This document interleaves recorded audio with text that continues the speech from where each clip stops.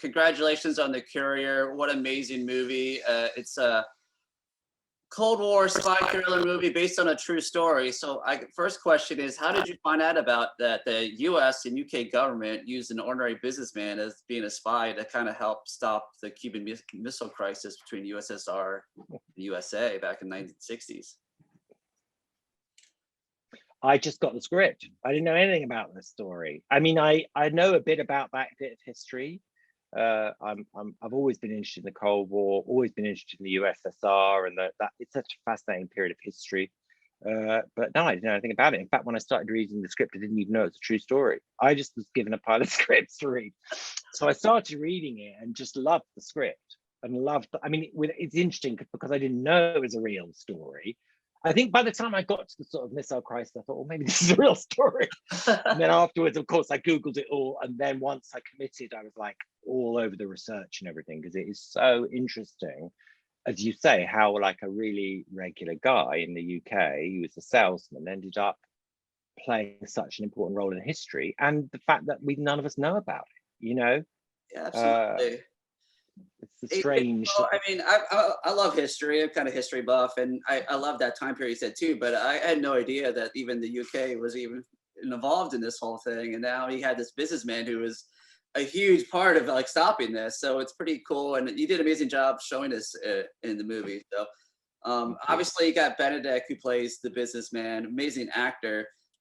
He really kind of showed his range in this film, because he starts out kind of this nervous guy, I don't want to do this, to he's very headstrong on seeing it through. Talk about working with him, and why'd you pick him to lead this movie? Well, as you know, look, Benedict is one of the greatest actors in the world. I really believe that. And I worked with him over quite a long period, a few times before. I started working with him in theatre about 15 years ago, something like that. And then I worked with him on television about 6-7 years ago. So I've watched him grow and evolve. I know him fairly well.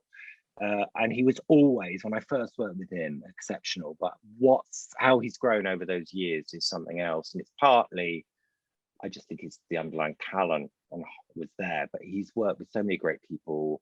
He's played so many interesting parts that he's been stretched and grown. And so it was sort of a no-brainer from that point of view, because it's just someone who can do it, you know, but he is also particularly good at sort of being able to play different time periods. And, you know, behavior is so different from one time period to the next, you know, and I wanted to get someone who could sort of who could play that sort of uptight British formality of the middle of the century, but give you someone human, you know, give you a vulnerable human being underneath that. Not everyone can do that. It's not actually that easy for us who weren't there at that time to sort of, well, I was almost there at that time, but he's a bit younger than me, to sort of imagine what that would be like. And I sort of knew he'd be able to do that. And he did. Yeah. So it was a pleasure to work with him again. Very cool. My favorite scene in the movie is like when he's first sitting down to lunch and they're kind of giving him this like opportunity to be a spy, and like his performance there, nervousness, but also the editing. It's almost like time stood still. Can you talk about all the fun details of that scene, how it got shot and edited? Because it's amazing.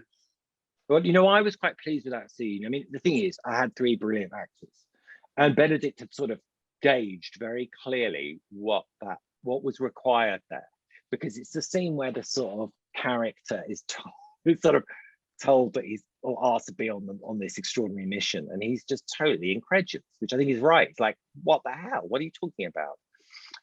But so what we did was we positioned the camera very specifically, so it sort of starts on the side, if you like, of the dinner table, so they're just in profile. And what we did at the moment that he sort of starts to realize that something weird is going on, we completely shifted the camera so that it moved, like, if you imagine, across the table, and got him sort of full on close up. And I was really pleased about that camera move, because we sort of decided almost on the day to do that. We decided quite late.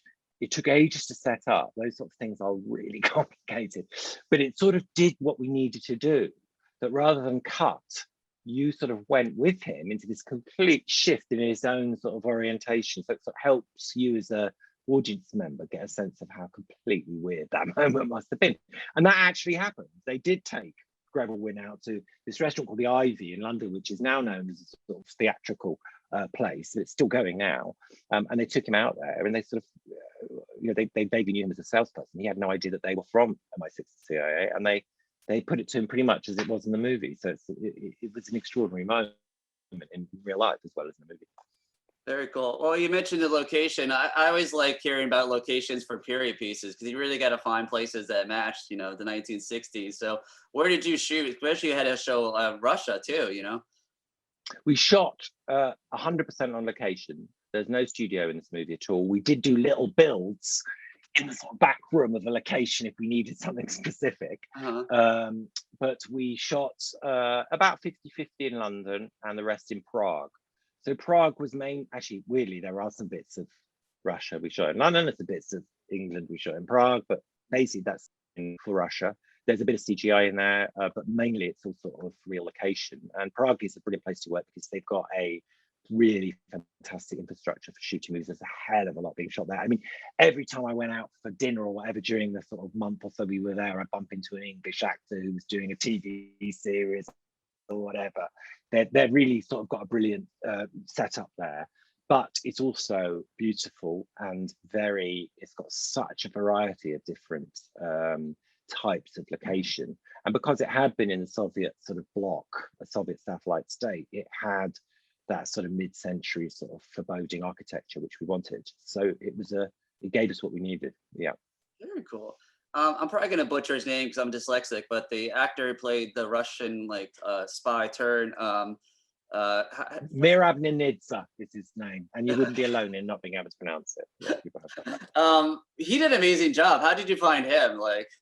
His chemistry with Benedict was amazing. Well, yeah, brilliant. He's an incredible actor. I mean, he really is an extraordinary actor. We had seen him, my partner and I watched a show over here called Muk Mafia, which is sort of about the Russian sort of oligarchs, and he played a real baddie in that movie. He was it wasn't a movie, it was a sort of mini-series, and he played sort of baddie in there. We just thought he was absolutely brilliant. I mean, never seen him before. Most of his role was in Russian. So we basically went over to Moscow to cast the Russian-speaking roles, and we saw literally the sort of greats of Russian acting came to see us, especially for this part, for Penkovsky. And I'd originally asked Merab to come in to read for the head of the KGB, and he was so good and so nice that we asked him to come back the next day and read for Penkovsky, which he did. Initially, I hadn't asked him to because he doesn't actually look that much like the real Penkovsky. I mean, he doesn't look that much not like him, but I wanted to find someone who was a little bit more like the real Penkovsky. But then when he came in, I just thought that in the end, this does not matter. This guy is extraordinary. And he's from Georgia in the Caucasus, but that meant he'd grown up in the Soviet Union. So whilst he wasn't Russian, he spoke fluent Russian, and he totally understood that world, which is a unique world, So he brought a lot to it. Very cool. Well, congratulations on the movie. You did such an amazing job. It was in theaters, but now you can watch it on VOD April 16th. Visit couriermovie.com for all the details. Thank you so much, Dominic. Thanks, Steve. Thank you very much. All right. Bye-bye.